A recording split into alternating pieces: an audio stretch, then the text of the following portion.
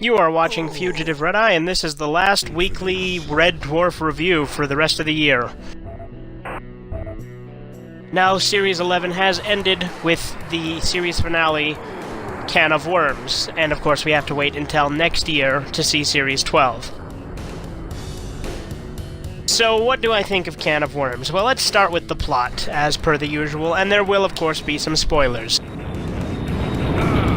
Now, the plot begins, more or less begins, rather, because obviously there's a few jokes and stuff at the beginning. But really, the first major thing that happens is they encounter a ship that has life on it that's being taken into a sun by what's called a mercenoid, a suicide-bombing droid, basically. But they rescue a cat, a female cat, you know, like Cat himself, like a cat person. However, the cat goes on a date with this cat person, only to turn out that this actually is not a cat person. In fact, it's a polymorph, making this technically the third polymorph episode. This is a female polymorph that wants to implant its eggs in a host. So that's exactly what it does with the cat, and the cat has 8 polymorph babies come out through every orifice in his body. You don't actually get to see that. I mean, that would be pretty fucking disturbing if you did. It would not be allowed on TV. But they do have him in a bathtub and show the polymorphs popping out. And they tell the cat he needs to flush it into space, and he wants to say goodbye. Then he goes down to the cargo hold because there's a chemical in his brain that makes him like the polymorphs. So then, of course, they capture him, and to get rid of the polymorphs, obviously the polymorphs feed on emotion so they can sense it, so they remove all of Lister's emotions and send him down there as a complete sociopath to kill the polymorphs. He shoots one polymorph that was disguised as the cat, to which Crichton asks, how did he know that was a polymorph? And he's like, well, I didn't. And they're like, then why did you shoot the cat? Why not? You know, he had no emotions. In the end, however, Lister is not the one to end up killing the polymorphs, because everyone basically gets, there's like several polymorphs disguised as Lister, Crichton, and Rimmer. But the cat ends up, at the end of the episode, they get in the elevator, and as the elevator's going up, the cat shoots all the polymorphs, leaving only the 3 other crewmates alive.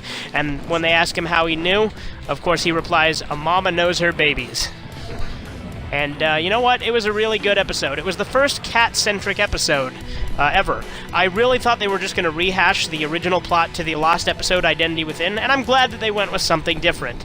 Especially since it's another polymorph. Although it wasn't as good as the first polymorph, I definitely think it was a little bit better than Emo Hawk. Maybe. That's a hard choice, actually. Emo Hawk's a pretty good episode now that I think about it. But, I don't know. It was good to see another polymorph episode. I know it's a concept that they've already done a couple of times, but it was done completely differently. They didn't have the polymorph feeding on emotions this time, which, you know, I'd like to see them do another one with it feeding on emotions, but they've already kind of ran that into the ground with the other 2 polymorph episodes, so I can't wait to see what they decide to do with Series 12, or rather what they have done, since they filmed them simultaneously, or back-to-back, rather. But Series 11, I think, was very good. It definitely is better than Series 9, or Back to Earth, or Series 10. But I definitely don't think it's as good as, I think Series 1 through 4 are my favorite. It's very hard to pick a favorite series of Red Dwarf. However, I do think that this measures up to them, and I don't think that I think that the show is just going to keep getting better. As long as they keep it running, it will keep getting better, until it doesn't, which, again, you never know with shows. And Red Dwarf is a really long-running show for a British show. I don't know if a lot of people realize this, but a British show is usually, you know, 1 or 2 series tops, and it's like 12 episodes, or 6 to 12 episodes altogether. So it's nice to see how Red Dwarf has kept going so long. Obviously, there's other shows that have run longer than 10 to 12 episodes. There's, you know, Blackadder, which ran for 24, plus a few specials. And then there's also the British Empire, which ran for 42, I think.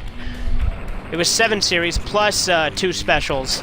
So, I don't know, I really enjoyed this series so far. Obviously, Red Dwarf is my favorite show, and I can't wait till it returns next year. Let me know what you guys think in the comments down below, and if you have any further suggestions or anything, let me know as well. And you guys have a wonderful day, and I'll see you next time for whatever it is I end up doing.